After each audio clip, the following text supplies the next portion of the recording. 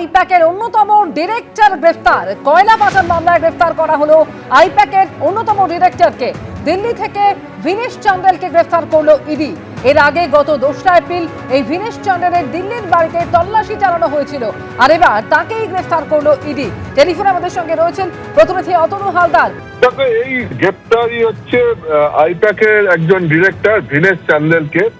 তাকে ইডি দিল্লি থেকে গ্রেপ্তার করেছে এবং আগামীকাল তাকে দিল্লিতে ইডির কোর্টে তোলা হবে।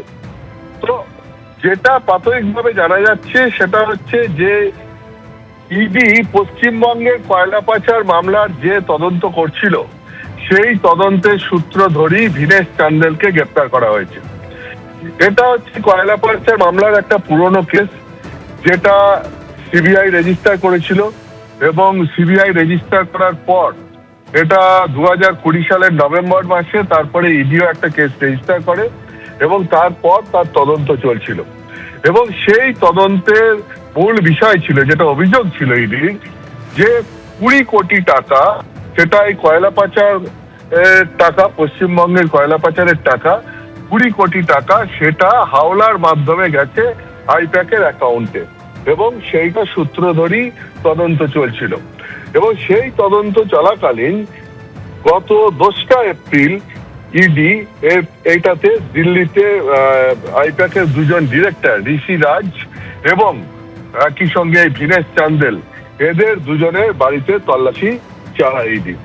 এবং তারপর যেটা হয়, এই আইপ্যাকের ডিরেক্টরদেরকে ইডি দিল্লিতে ডেকেও পাঠান। তার মধ্যে কলকাতায় যিনি আইপ্যাকের ডিরেক্টর রয়েছেন প্রতীক জৈন এবং আরেকজন আইপ্যাকের ডিরেক্টর ঋষি রাজ, যিনি চেন্নাইয়ে রয়েছেন এখন, এরা 2জনই এই দিল্লি অফিসে যেতে আপত্তি জানান এবং বলেন যে তাদেরকে কলকাতায় বা চেন্নাই জিজ্ঞাসাবাদ করার ব্যবস্থা করা হোক। এবং এরপর তারা দিল্লি হাইকোর্টের দ্বারস্থ হন। দিল্লি হাইকোর্টে এই মামলার শুনানি ছিল এবং সেখানে ইডি আপত্তি জানায়। ইডি জানায় যে দিল্লি অফিসই এদেরকে আসতে হবে। এবং তখন দিল্লি হাইকোর্টে এরা জানান যে 30 এপ্রিলের পর, এরা যেহেতু নির্বাচনের কাজে ব্যস্ত রয়েছেন, ফলে 30 এপ্রিলের পর এরা দিল্লির ইডি অফিসে যেতে পারবেন। আজকেও দিল্লি হাইকোর্টে এই মামলার শুনানি ছিল, কিন্তু সেই মামলায় অ্যাডিশনাল সলিসিটর জেনারেল এস.ভি. রাজু, তিনি সুপ্রিম কোর্টে উপস্থিত থাকায় তিনি দিল্লি হাইকোর্টে উপস্থিত থাকতে পারেননি। ফলে এই মামলার ডেট ঠিক হয় 17 এপ্রিল। অর্থাৎ 2জন ডিরেক্টর যারা হাইকোর্টে গেছিলেন তাদের মামলার ডেট আবার দিল্লি হাইকোর্টে ঠিক হয়েছিল 17 এপ্রিল। এই 2জন ডিরেক্টর হলেন প্রতীক জৈন এবং ঋষি রাজ।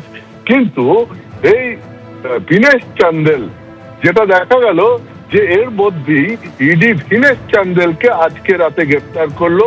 ওই একই মামলায় একই অভিযোগে ভিনেশ চান্দেলকে গ্রেপ্তার করা হলো এবং তাকে দিল্লি আদালতে তোলা হবে।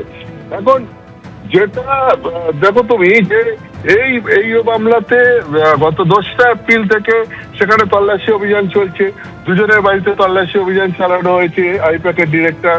এবং একই সঙ্গে তোমার নিশ্চয়ই মনে আছে, গত 8ই জানুয়ারি কলকাতাতেও ইডি এই মামলায় তল্লাশি অভিযান চালায়। তখন আইপ্যাকের ডিরেক্টর প্রতীক জৈনের বাড়িতে এবং তার অফিসে তল্লাশি অভিযান চালানো হয়। যে তল্লাশি অভিযানকে কেন্দ্র করে রীতিমতো বিতর্ক তৈরি হয়। ওই তল্লাশি অভিযান চলাকালীন মুখ্যমন্ত্রী মমতা বন্দ্যোপাধ্যায় তিনি পুলিশ প্রশাসনের কর্তা ব্যক্তিদের নিয়ে তল্লাশি চলাকালীন ঘটনাস্থলে পৌঁছে যান এবং তারপর ইডি অভিযোগ করে যে সেই তল্লাশি অভিযান চলাকালীন মুখ্যমন্ত্রী বাধা দেন এবং তাদের যে সমস্ত তল্লাশিতে তারা যে সমস্ত জিনিসপত্র বাজেয়াপ্ত করতে যাচ্ছিলেন সেগুলো মুখ্যমন্ত্রী লোকজন নিয়ে চলে যান বলে ইডি অভিযোগ করে। এবং মুখ্যমন্ত্রীর তরফ থেকে পাল্টা জানানো হয় যে ইডির সম্মতিতেই সেইখান থেকে তারা সেই জিনিসপত্রগুলো নিয়ে গেছেন, কারণ সেগুলো সবই তৃণমূল কংগ্রেসের বিভিন্ন রাজনৈতিক কাজকর্মের বা তৃণমূল কংগ্রেস পার্টির বিভিন্ন কাজকর্মের তার নথিপত্র ছিল। ফলে সেগুলো তারা সেখান থেকে নিয়ে গেছেন। তো এই নিয়ে বিতর্ক বহুদূর গড়ায়, সুপ্রিম কোর্ট পর্যন্ত গড়া। এবং সুপ্রিম কোর্টে আগামী পরশুদিন এই মামলার আবার শুনানি আছে। যেটা ইডি মামলা করেছে সুপ্রিম কোর্টে, এবং সেই মামলার শুনানি আগামী পরশুদিন আবার সুপ্রিম কোর্টে আছে।